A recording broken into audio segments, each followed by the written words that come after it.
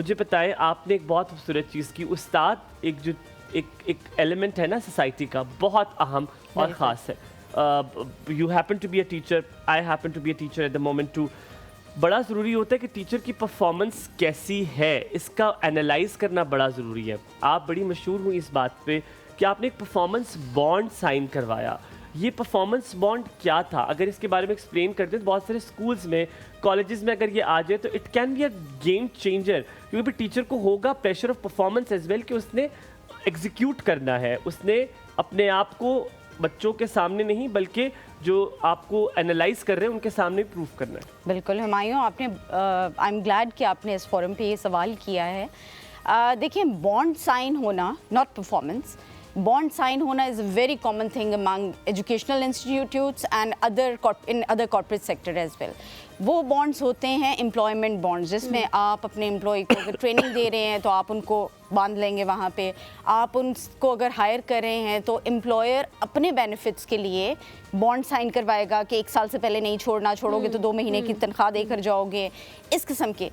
This is, I guess, first time in education history कि we have got a performance bond signed by the teacher in which the student is the center of attention. इसमें कोई employer का इसमें वो game नहीं है, कोई employee के बारे में नहीं है. It's all about the student. We are putting the child in the middle. In the limelight. और उस बॉन्ड में बेहतरी के लिए वो उस बॉन्ड में तमाम वो वैल्यूज़ हैं जो हमने साइन करवाई हैं। उस बॉन्ड में मिसाल के तौर पे ये है कि हर टीचर की क्लास का 65 to 70% बच्चा 70% मार्क्स एटलीस्ट लेगा। ठीक है। उस बॉन्ड में ये है कि टीचर अपनी ही क्लास के बच्चों को ट्यूशन नहीं पढ़ाएगा, क्योंकि ये कल्चर अनफॉर्चुनेटली इतना प्रिवेल कर गया है कि क्लास में तो ना पढ़ाओ, खामोशी से पेरेंट को कह दो कि शाम को मेरे घर भेज दें, मैं देख लूँगी या देख लूँगा।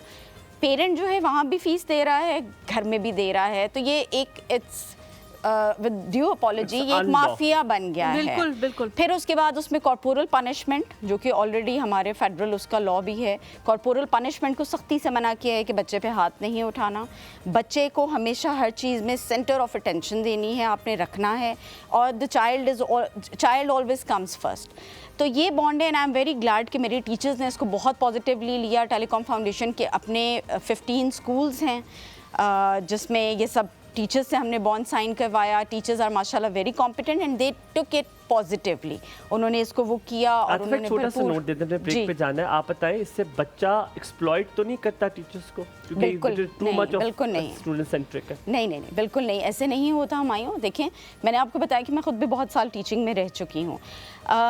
आप जिस वक्त बच्चे को राइट लाइंस पे पढ़ा रहे हैं, जब आप एक्टिविटी बेस्ड पढ़ा रहे हैं, जब आप रियल लाइफ सिनेरियो से, अभी आप देखें कि कितना डिस्कनेक्ट है आपकी किताबों का रियल लाइफ सिनेरियो से, कि बच्चा जब रियल लाइफ में जाता है तो वो उस चीज़ को कोप ही नहीं कर पाता।